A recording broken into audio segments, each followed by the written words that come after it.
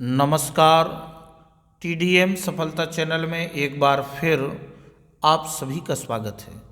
आज की इस वीडियो में सेमुसी प्रथमो भागः नवम कक्षायाः संस्कृत पाठ्यपुस्तकम, नौवीं कक्षा के लिए संस्कृत पाठ्यपुस्तक के आज आप इस सेमुसी के प्रथमो भाग में, जो कि एनसीईआरटी पैटर्न पर आधारित है, तो आप इस सेमुसी संस्कृत के आप अष्टमः पाठः जटायोः शौर्यम, इस पाठ का आपने सस्वर वाचन एवं हिंदी अनुवाद इसके पिछले वीडियो में किए थे। आज आप इस पाठ का अभ्यास कार्य करेंगे, जो कि परीक्षा की दृष्टि से बहुत ही महत्वपूर्ण एवं अनिवार्य है। तो आप आज इस वीडियो में इस पाठ का अभ्यास कार्य देखें। तो इस अभ्यास में सबसे पहला प्रश्न है, एक पदेन उत्तरम लिखत। एक शब्द में उत्तर लिखो या एक पद में उत्तर लिखो। का आयत लोचना का अस्ति, बड़ी बड़ी आँखों वाली कौन थी? बड़ी बड़ी आँखों वाली कौन थी? अस्ति है बड़ी बड़ी आँखों वाली कौन? तो आप उत्तर में लिखेंगे सीता, यानी सीता बड़ी बड़ी आँखों वाली थी। सा कम ददर्श, सा कम ददर्श, उसने किसको देखा? किसको? उसने किसको देखा? तो आप लिखेंगे गृद्धम या जटायुम, जटायु को या गिद्ध को। खगोत्तमः कीदृशीम गिरम व्याजहार, खगोत्तमः पक्षीराज ने कीदृशीम कैसी गिरम वाणी को व्याजहार कहा, पक्षी ने कैसी वाणी को कहा? तो आप उत्तर में लिखेंगे शुभाम, अर्थात सुंदर वाणी को। जटायु काभ्याम रावणस्य गात्रे व्रणम चकार, जटायु, जटायु ने काभ्याम किससे, रावणस्य रावण के, गात्रे शरीर में, व्रणम घाव, चकार कर दिए। जटायु ने किससे रावण के शरीर में घाव कर दिए? तो उत्तर में लिखेंगे तीक्ष्ण नखाभ्याम, अर्थात पैने नाखूनों के, पैने नाखूनों से।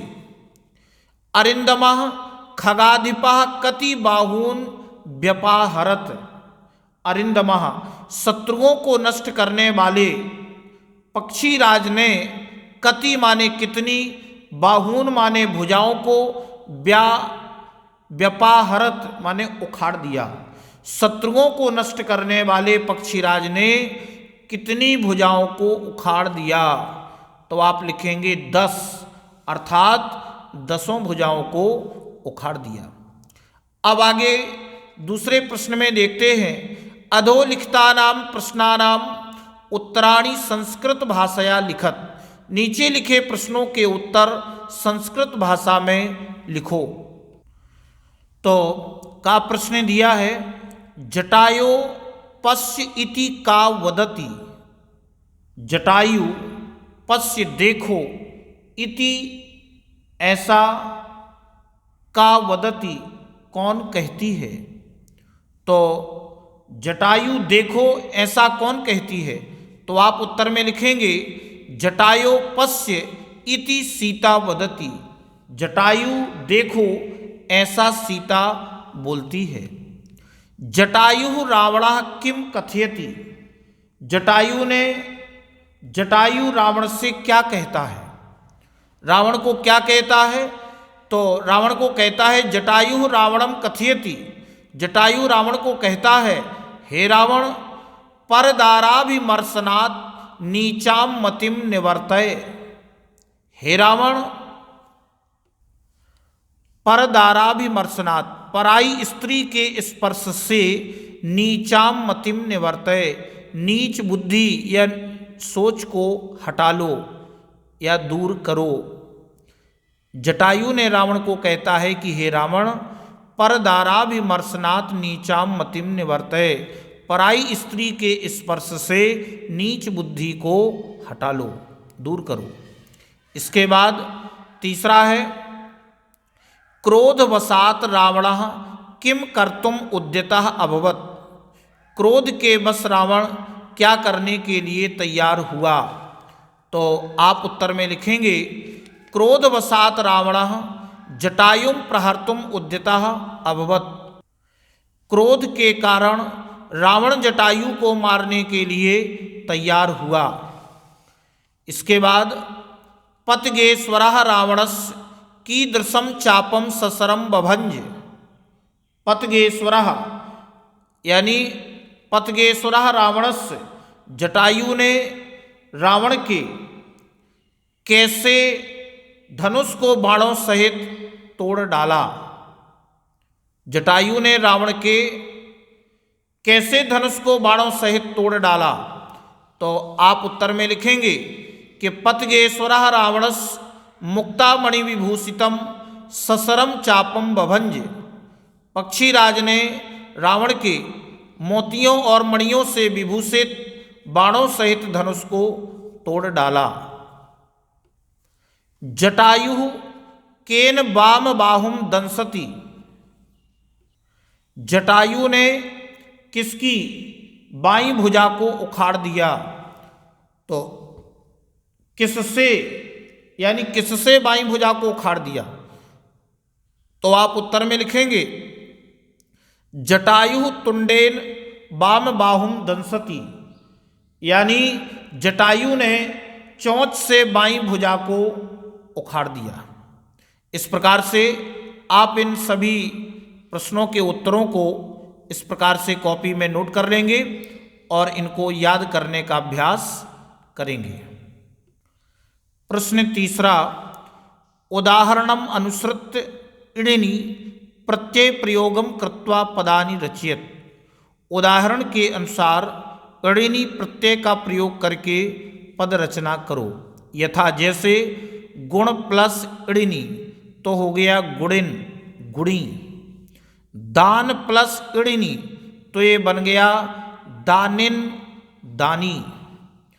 कवच धन इणि इणिनि तो ये बन गया कवचिन, कवची अर्थात कवचधारी। सर धन इणिनि तो बन गया सरिन, सरी अर्थात बाणधारी। कुशल धन इणिनि तो ये बन गया कुशलिन, कुशली, सा कुशल। धन धन इणिनि तो ये बन गया धनिन, धनी अर्थात धनवान। दंड प्लस इणिनि तो ये बन गया दंडिन, दंडी। अब आगे हम प्रश्न को पढ़ेंगे। हाँ, तो रावणस्य जटायोश्च विशेषणानि सम्मिलित रूपेण लिखितानि तानि पृथक पृथक कृत्वा लिखत। रावणस्य जटायोश्च यानी रावण और जटायु के विशेषण सम्मिलित रूपेण यानी एक साथ सम्मिलित रूप से लिखे हुए हैं, उनको अलग अलग करके लिखो। यहाँ पर इस ब्रैकेट में रावण और जटायु के विशेषण लिखे हुए हैं। कौन से विशेषण जटायु के लिए उपयोग होंगे और कौन से रावण के लिए उपयोग होंगे, वो हम इनको अलग अलग करके लिखेंगे। यथा जैसे रावण और जटायु, तो रावण के लिए कौन से होंगे और जटायु के लिए कौन से होंगे। तो रावण के लिए प्रयोग किया युवा यानी कि वह जवान है, और जटायु के लिए किया वृद्धा यानी ये बूढ़ा है। तो और हम किसके लिए किनका प्रयोग करेंगे, तो आप देखेंगे कि यहाँ पर जो प्रयोग किए गए हैं रावण के लिए और जटायु के लिए, तो आप इनको समझ लेंगे। जैसे ससरह अर्थात बाणधारी, हताश्वः अर्थात मारे गए घोड़ों वाला, भग्न धनवा टूटे हुए धनुष वाला, क्रोध मूर्छितः क्रोध से मूर्छित, सरथः यानी रथ युक्त, कवची कवचधारी, सरी बाणधारी।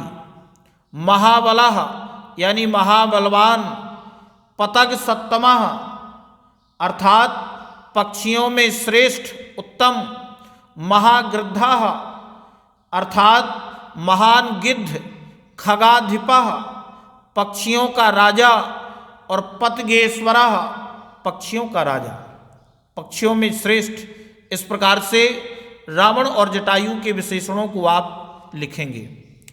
अब नीचे प्रश्न में दिया गया है कि का स्तंभे लिखितानां पदानां पर्यायाः खा स्तंभे लिखिताः और तान यथा समक्षम योजयत। तो आप समझेंगे कि का स्तंभ में लिखे शब्दों के पर्याय खा स्तंभ में लिखे हुए हैं, यानी का स्तंभ के पदों के पर्याय खा स्तंभ में लिखे हुए हैं। तान उनको यथा समक्षम योजयत सही स्थान पर जोड़ना है। तो हम सही के सामने सही लिखेंगे, तो आप इनको किस प्रकार से समझेंगे देखते हैं। तो यहाँ पर हमने ये नंबर डाल लिए हैं और इसके सामने पहला है कवची। तो कवची कौन है? कवचधारी, यानी ये आपका पहले नंबर पर आ जाएगा। आसु, आसु क्या बन जाएगा? शीघ्रम यानी शीघ्र, ये आपका दूसरा हो जाएगा। इसके बाद व्यर्थः, तो व्यर्था कौन हो जाएगा? रथ विहीनः, बिना रथ वाला, तो ये आपका तीसरा हो गया। इसके बाद पपात, अपतत अर्थात गिर गया, तो ये हो जाएगा चौथा। भूवि, भूवि कौन हो जाएगा? पृथ्वी, यानी पृथिव्याम, तो ये आपका पांचवा हो जाएगा, पृथ्वी पर। और पतग सत्तमः, पतग सत्तमः कौन है? पक्षियों में श्रेष्ठ, पक्षी श्रेष्ठ, तो ये आपका बन जाएगा छठवां। पांचवा प्रश्न दिया है अधोलिखितानां पदानां विलोम पदानि मंजूषायां दत्तेषु पदेषु चित्वा यथा समक्षम लिखत। अधोलिखित पदानां, अधोलिखितानां पदानां यानी नीचे लिखे पदों के विलोम पद पेटी में दिए गए पदों में से चुनकर सही स्थान पर लिखो। मंदम, पुण्यकर्मणा, हसंती, अनार्य, अनतिक्रम्य, देवेंद्रेण, प्रशंसेत, दक्षिणेन और युवा। तो यहाँ पर हमें पद दिए गए हैं, इनकी यहाँ पर हम विलोम शब्द लिखेंगे। तो किस प्रकार से लिखेंगे? तो बिलपंती, विलाप करती हुई, तो हसंती हो जाएगा हंसती हुई। आर्य, आर्य यानी पूजनीय, और ये बन जाएगा अनार्य अर्थात अपूजनीय। राक्षसेंद्रेण, राक्षसों के राजा के द्वारा, और देवेंद्रेण, देवताओं के द्वारा, देवताओं के राजा के द्वारा। पाप कर्मणा यानी पाप कर्म से, और पुण्य कर्मणा, पुण्य कर्म से। क्षिप्रम, शीघ्र ही। मंदम, धीरे। बिगर्हयेत यानी निंदा करनी चाहिए, और प्रशंसेत, प्रशंसा करनी चाहिए। वृद्धा, बूढ़ा, युवा, जवान। वामेन, बाएं से, और दक्षिणेन, दाएं से। अतिक्रम्य अर्थात आक्रमण करके, और अनतिक्रम्य आक्रमण ना करके। इसके बाद अधोलिखित पदानि विशेषण पदानि प्रयुज्य संस्कृत वाक्यानि रचयत। नीचे लिखे विशेषण पदों का प्रयोग करके संस्कृत वाक्यों की रचना करो। तो किस प्रकार से वाक्यों की रचना करेंगे? यहाँ पर हमें ये शब्द दिए गए हैं, तो आप किस प्रकार से करेंगे देखते हैं। पहला दिया है शुभाम, तो जटायु शुभाम वाणीम अवदत, जटायु सुंदर वाणी में बोला। फिर दिया है खगाधिपः, तो जटायु खगाधिपः आसीत, जटायु पक्षियों का राजा था।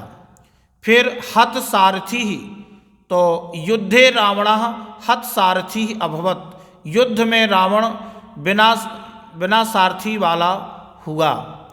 और वामेन, त्वम वामेन हस्तेन किमर्थम खादसी, तुम बाएं हाथ से क्यों खाते हो। इसके बाद कवची, कवचधारी, तो रावणः कवची आसीत, रावण कवचधारी था। इस प्रकार से आप इन विशेषण पदों का वाक्यों में प्रयोग करेंगे। अब अंत में उदाहरणम अनुसृत्य समस्तम पदम रचयत, उदाहरण के अनुसार समस्त पदों की रचना करो। त्रयाणाम लोकानाम समाहारः, तो 3 लोकों का समूह कौन, त्रिलोकी। पंचानाम वटानाम समाहारः, तो हो जाएगा पंचवटी, 5 वटों का समूह। सप्तानाम पदानाम समाहारः, 7 पदों का समूह सप्तपदी। अष्टानाम भुजानाम समाहारः, 8 भुजाओं का समूह अष्टभुजी। और चतुर्णाम मुखानाम समाहारः, 4 मुखों का समूह चतुर्मुखी। इस प्रकार से इस वीडियो में बस इतना ही। नेक्स्ट वीडियो में हम किसी अगले पाठ का अभ्यास कार्य करेंगे। अगर आपको ये वीडियो अच्छा लगा हो तो वीडियो के लिए कमेंट और शेयर अवश्य करें। धन्यवाद।